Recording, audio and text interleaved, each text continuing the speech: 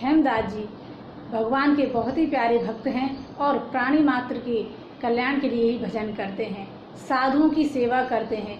एक दिन जब वह किसी वणिक के यहाँ से सीधा सामान ले जा रहे थे तो एक ब्राह्मण ने उनसे मजाक करते हुए कहा कि गले में माला पहन ली और तिलक लगा लिया और फोकट का मांग कर खाते हैं, कुछ करते हैं ना धरते हैं, बस मटर गश्ती करते हैं।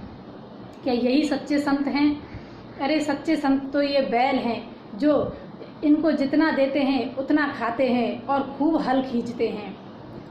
तो श्री खेमदास जी ने मुस्कुराकर कहा कि आप सच कहते हैं, बैलों का सा परोपकार तो किसी का नहीं होता।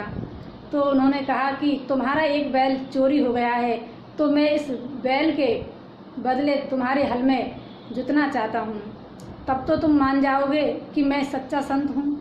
कहा कि हाँ, यदि तुम बैल की तरह परोपकार करोगे तो मैं मान जाऊँगा कि तुम सच्चे संत हो। खेमदास जी ब्राह्मणों को सीधा सामान देकर पुनः आते हैं और उस हल में जुट जाते हैं। जब वह हल खींच रहे थे तो यह भगवान से देखा नहीं गया, क्योंकि भगवान तो अपने भक्त की रखवाल एक माँ की तरह करते हैं। करहूँ सदा तिनकी रखवारी, जिम बालक राखई महतारी। जैसे माँ अपने बच्चे की रखवाल करती है और उसकी देखरेख करती है, ऐसे ही प्रभु भी अपने भक्त की देखरेख करते हैं। वे उन्हें कष्ट में नहीं देख सकते, इसलिए भगवान ने जो चोरी बैल हो गया था उस बैल को वहाँ खड़ा किया और जैसे ही वह उस बैल को उस ब्राह्मण ने देखा तो वह दौड़ करके जाता है और जैसे ही प्रसन्न मन से दौड़ कर गया तो उस बैल को भी बहुत गुस्सा आया और अपने सींगों पर उस ब्राह्मण को उठाया और दूर फेंक दिया। जब वह बैल जाकर के खेमदास जी के चरणों में झुकता है और उनके पैरों को चाटने लगता है। यह दृश्य उस ब्राह्मण ने जैसे ही देखा तो वह समझ गया कि ये साधु सच्चे हैं, इनमें जरा सा भी कपट नहीं है। तो जाकर के उनको प्रणाम करता है और उनसे क्षमा याचना मांगता है, क्योंकि कहते हैं कि कभी भी संत का अपमान नहीं करना चाहिए। संत ही इस धराधाम पर चलता फिरता तीर्थ है, इसलिए संतों का सम्मान करें।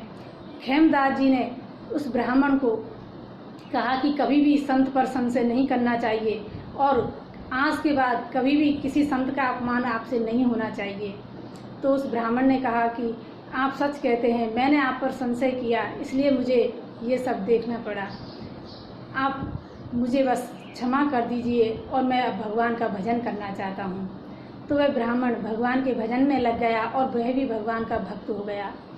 खेमदास जी वहाँ से चले जाते हैं और साधु सेवा में पुनः लग जाते हैं। इसलिए हमेशा हमें यह ध्यान रखना चाहिए कि कभी भी किसी भक्त का, किसी संत का हमसे अपराध ना बन जाए, अपमान ना हो जाए, क्योंकि भगवान कहते हैं कि मैं पापी को स्वीकार कर सकता हूँ, लेकिन मैं अपने भक्त का अपराध करने वाले पापी को कभी स्वीकार नहीं कर सकता, क्योंकि जो मेरे भक्त का अपराध करता है उसे तो दंड मिलता ही मिलता है। इसलिए हमेशा साधु संतों की सेवा करें, उनका सम्मान करें, वही इस संसार को प्रभु का नाम सुना करके पवित्र करते हैं। इसलिए संतों की हमें सेवा करनी चाहिए। जय श्री कृष्ण।